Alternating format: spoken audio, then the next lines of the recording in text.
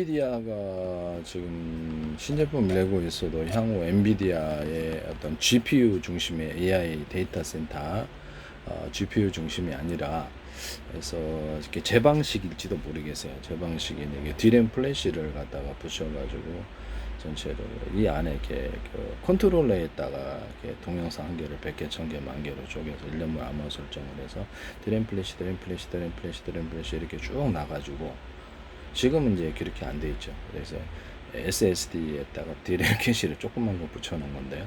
디램 플래시, 디램 플래시, 디램 플래시 이렇게 해가지고 이렇게 제주반도체 LPDD, 제주반도체의 제품도 이게 있긴 있어요. 근데 이게 프로그램을 넣지는 않죠. 그래서 동영상 한 개를 100개, 1000개, 만 개를 쪼개서 1년만 암호 설정을 해서 각각 여기서 분산해서 저장을 하고 같은 하나의 플래시 메모리 안에서도 10개고 20개고 나눠서 이게 소프트웨어적으로 코트론 한 놈이지만 아니라 10놈, 20놈이 드는 것처럼 이렇게 만들어 갖고 각각 분산 저장을 한다는 거죠. 하드 디스크에도 분산 저장하는 기술을 쓰시면 지금 다시 합산해 줍니다.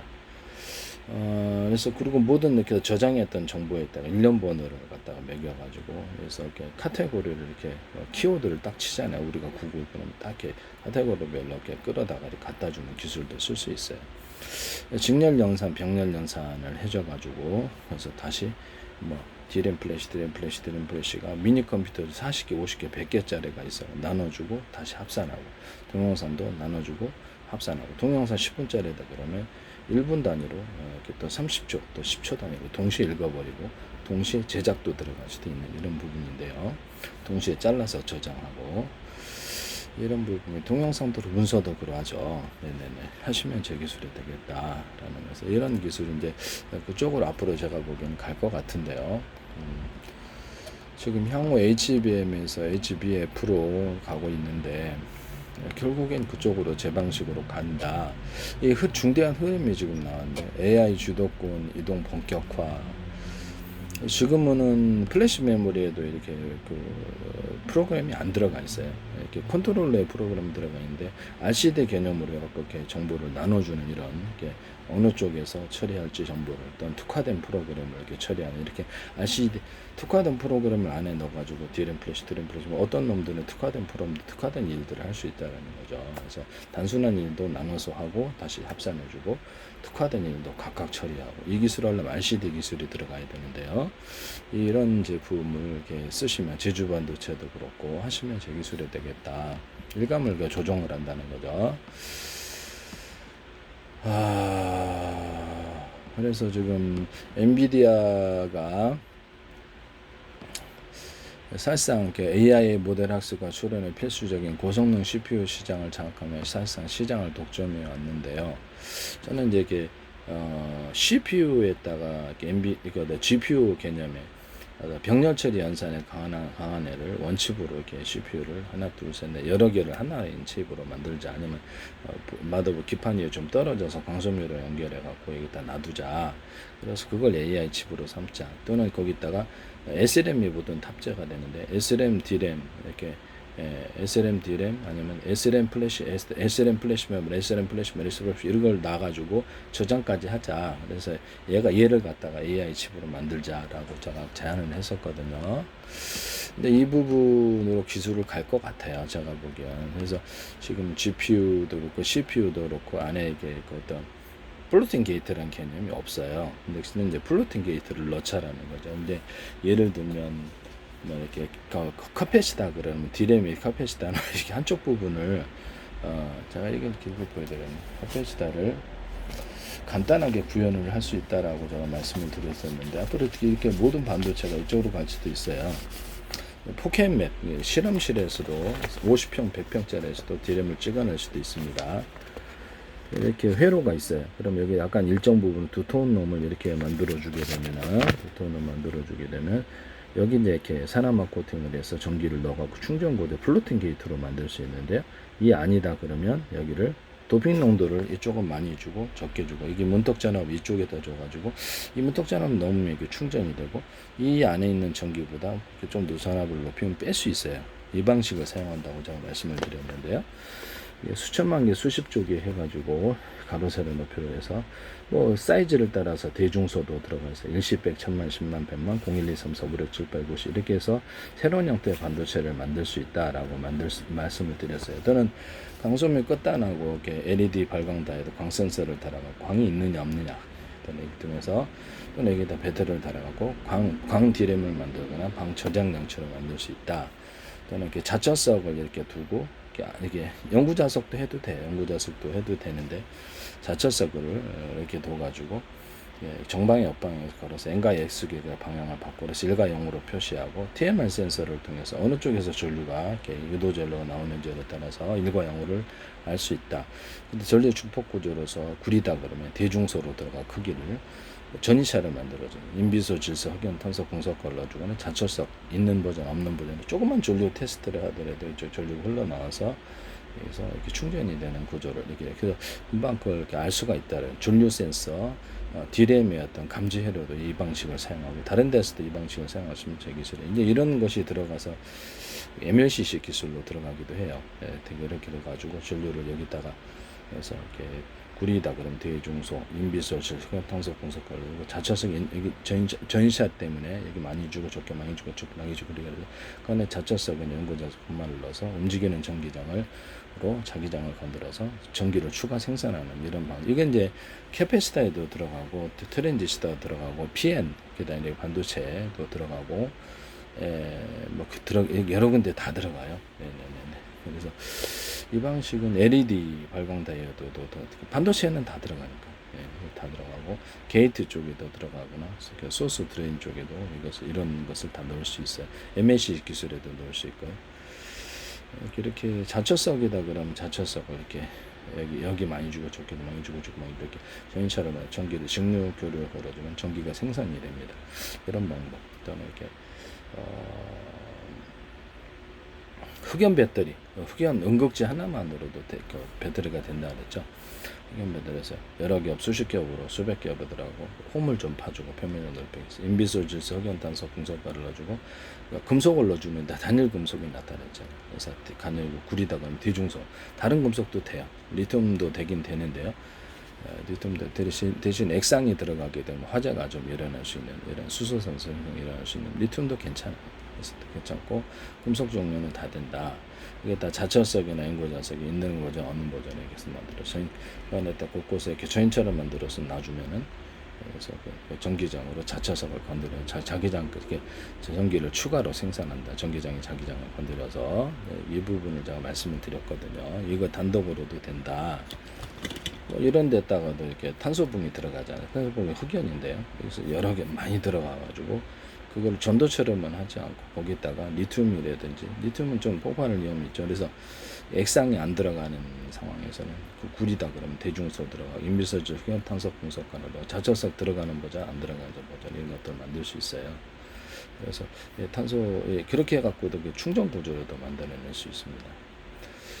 하시면 제 기술이 되겠다라는 것을 전기장이 자기장을 건드려서 계속 전기를 생산하는 이런 그런 구조로도 만들 수 있죠. 하시면 제 기술이 되겠다. 여기는 이제 탄소봉이 들어가 있는데 여러 겹 수십 겹이 들어가거나 홈을 좀 파주거나 여기다 금속이나 자철성을 넣는 버전. 그다음에 여기다 아연이다 그러면 대중소 넣어주거나 이산화 망간가루도 대중소 들어가요. 이 기술을 쓰시면 제 기술이 되겠다. 여기다 꼭지 이게 카페시타가 있는데 여기다가 놓으셔도 제 기술이 되겠다. 양쪽에 딱 이게 꼭지가 있는. 그래서 지금 배터리들 자동차 배터리라도 모든 배터리에 꼭지가 하나씩인데 은거야 여러 개를 쓰시면 이렇게 안에는 다 배터리 모듈들이 달려 있죠. 언오프를 할 수 있고요. 하시면 제 기술이 되겠다. 배터리에다가 일반 자동차 배터리는 모든 배터리 전기선 절연 테이프 방식으로 절연은 좀 종류는 다양하겠죠. 절연을 해줘가지고 내부 온도에 강하고 방전이 잘 안 된다. 또는 충전율을 나타내서 그래서 스마트폰 충전처럼 나타내 스스로 전기를 단락시키는 기술을 배웁니다. LG는 박람회 자기네들이 썼다 그러던데 제 기술이에요. LG전자는 제 페이스북에도 팔로우 광고 내셨고요.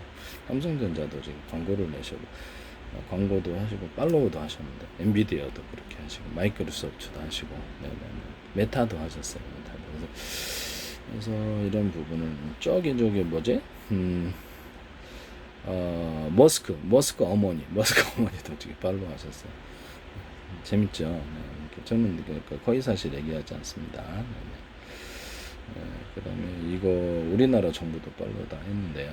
계속 광고로 들어오시더니 거의 사실 관련된 증거를 스마트폰에 다 갖고 있습니다. 페이스북에도 있고.